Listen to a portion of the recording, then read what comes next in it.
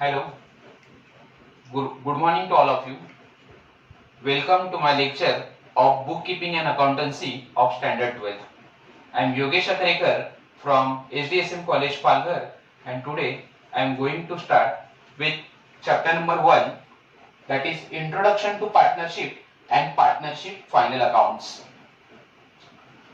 Now last year we have studied Final Account of Sole Proprietorship or Sole Trading Concern.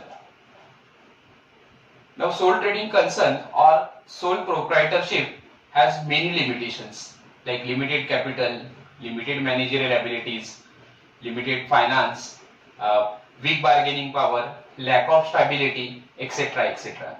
And because of these limitations, partnership firm came into the existence. Now we will see the meaning of partnership firm.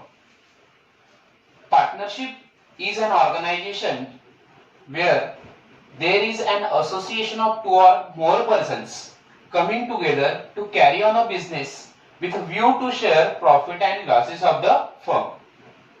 Now what is partnership? Partnership is a form of business organization where minimum two or more than two persons are come together for sharing profit and losses of the business. Now when these persons entered or comes together in a business, they are individually called as a partners, and they are collectively or grouply or jointly called as a firm. Let me take one example. Suppose Mr. A, Mr. B and Mr. C, these are three persons and they have come together to form a business. Now these three persons will be called as a individually called as a partner, and their business will be called as a firm.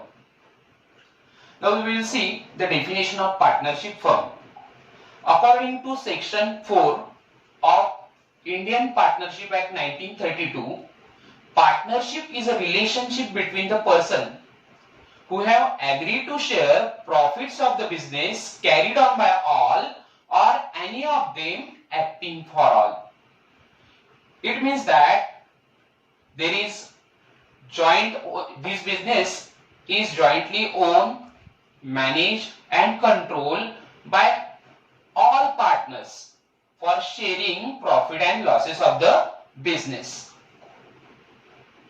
Now we will see necessity or purpose of preparation of final account. Now first purpose of preparation of final account is to find out gross profit and gross loss incurred during the year. Every businessman wants to know how much gross profit or how much gross loss he has suffered during the year, and for that purpose he prepare trading account, which is a part of final account. Second, to find out net profit or net loss incurred during the year. Every businessman wants to know how much net profit he has earned or how much net loss he has suffered during the year, and for that purpose he prepare profit and loss account, which is a part of final account. Third one is to know the financial position of the business at the end of every year. Now every businessman wants to know about his financial position at the end of accounting year. Now when accounting year ends 31st March, so he wants to know his financial position about his assets and liabilities, and that's why he prepare balance sheet, which is a part of final account. So that's why final account is prepared basically for two purposes: to know profit and losses of the business and to know financial position of the business at the end of the year. Fourth one is to find out amount of debtors and creditors. Now every businessman wants to know how much amount he is to be receivable from the debtors and how much amount he needs to pay to the creditors, and that's why he prepare final account to find out the amount of debtors and creditors. Next one is to find out sources of funds and application of funds. Now every businessman wants to know what are the sources of the business, from which sources he has taken the funds or finance, and how he has utilized that fund for various purposes. And that's why to know the sources of funds and applications of fund during the year, businessman prepares final account. Last one, to calculate various taxes of the firm like income tax.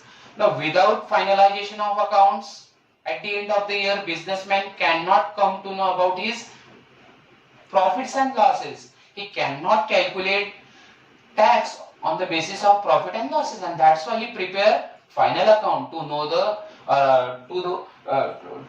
amount of income tax after finalization of accounts. Now preparation of final account. Final account is prepared for 1 year, which starts from 1st April and ends on 31st of March. And that's why duration of final account is 12 months. That is for 1 year. Now in final account, we prepare 3 things. First is trading account, second is profit and loss account, and third one is balance sheet. Now what is final account? Final account means preparation of trading account, profit and loss account, and balance sheet at the end of the financial year or at the end of the accounting year. Now first part of final account is trading account. What is trading account? Trading account is prepared to find out gross profit and gross losses in the business carried out during the year. So what is the main purpose of trading account? Why it is prepared? It is prepared to find out gross profit and gross losses of the business during the year. Second, trading account is nominal account. Now all of you know there are 3 types of account: personal account, real account and nominal account. Okay, and trading account is a type of nominal account. You know the rule of nominal account. You have studied in 11th standard that rule of nominal account is debit expenses and losses, credit all incomes and gains during the year. So as per the rule of nominal account, all direct or factory expenses and losses relating to the trading activities are debited to this account, and all direct incomes of the firm as well as all outward movements of goods and stock of goods at the end of the year are credited to this account. Again I will explain you. Trading account follows the rule of nominal account, and that's why in debit side of trading account we record all direct expenses, all factory expenses and losses during the year. Okay, and in credit side of final account we record all incomes and gains which are related with factory. So all factory incomes and gains are recorded in credit side of trading account. Even we can record outward movement of goods as well as outward movement of stock in credit side of trading account.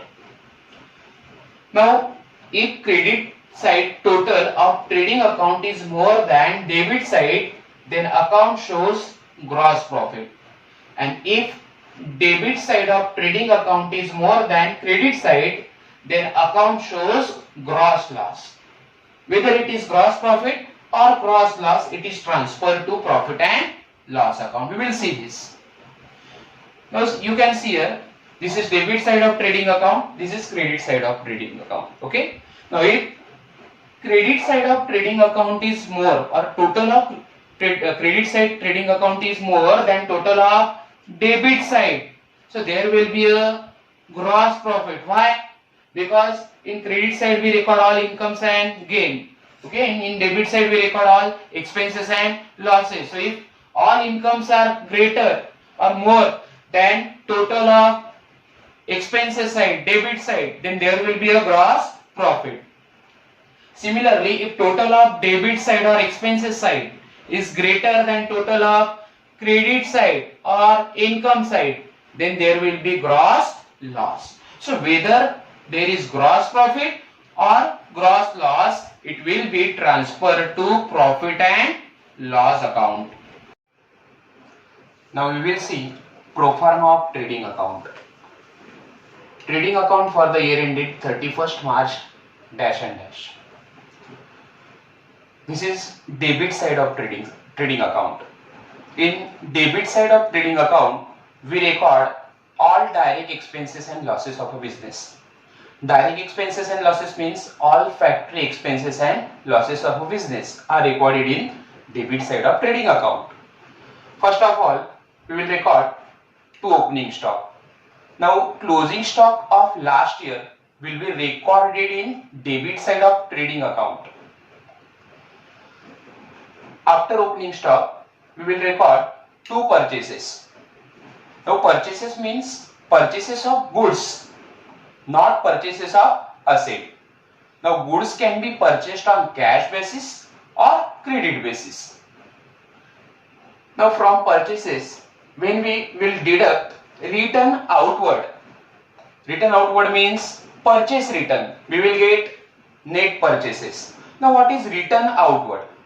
Return outward means goods returned to the suppliers when they are in defective quality or when goods are not according to the samples they are returned to the customer. It is called as a return outward. So when we deduct return outward, we will get net purchases. Next is to carriage inward, to freight. Now both expenses, carriage inward as well as freight, is paid for carrying goods to the factory, or it is paid for carrying raw material to the factory, and both are factory expenses, and that's why they are debited to trading account. Next is dock charges, custom duty and import duty.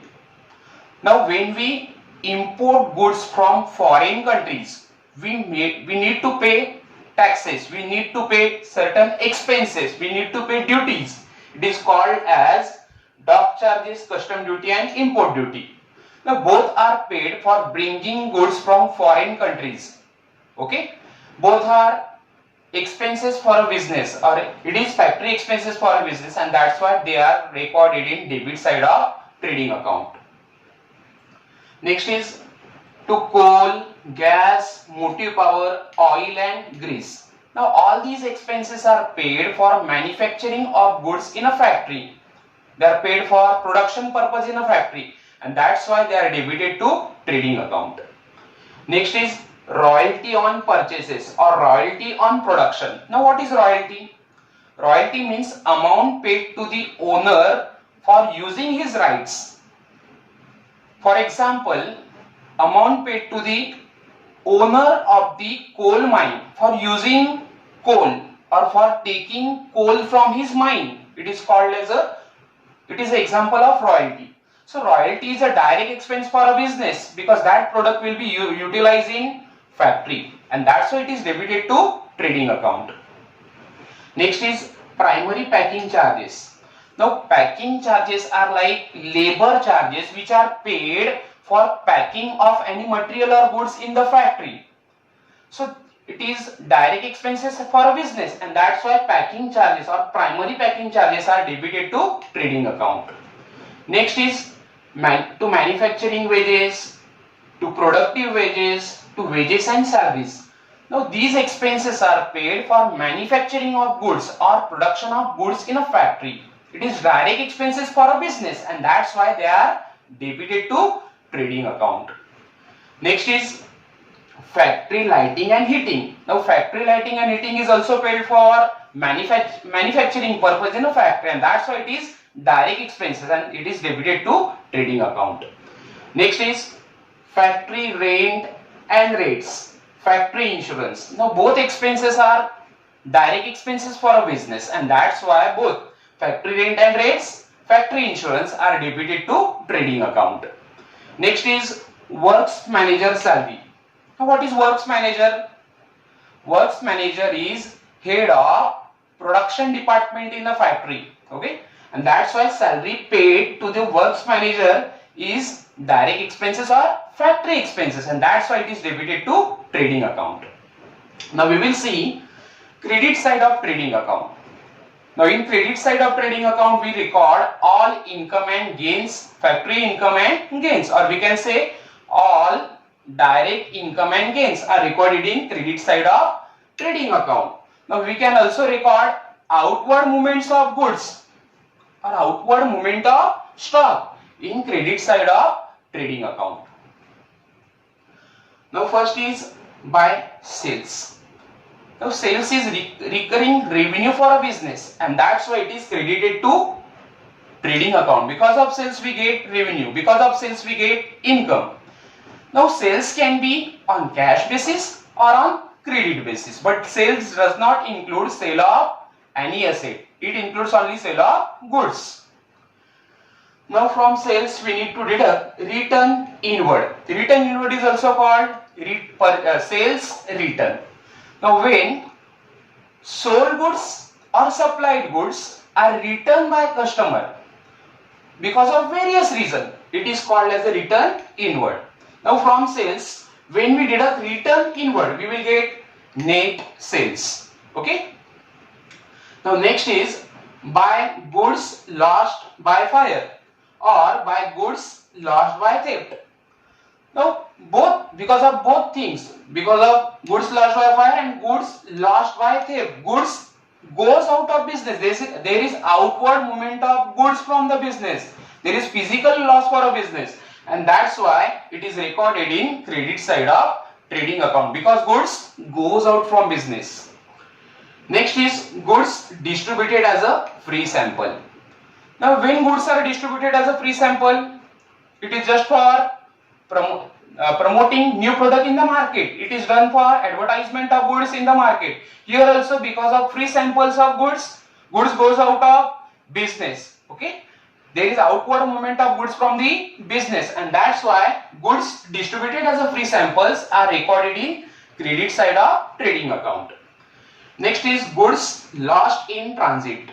Now goods lost in accident. Now when goods are in transit, before reaching the goods to the customer, there may be possibility of loss of goods in accident. So it's a physical loss for a business. Here also there is outward movement of goods from business. Goods or stock goes out of business, and that's why goods lost in transit is credited to trading account. Next is by goods withdrawn by partner. Now when goods are withdrawn by partner or proprietor for his personal use or for his own consumption from the business, it is called as a drawing.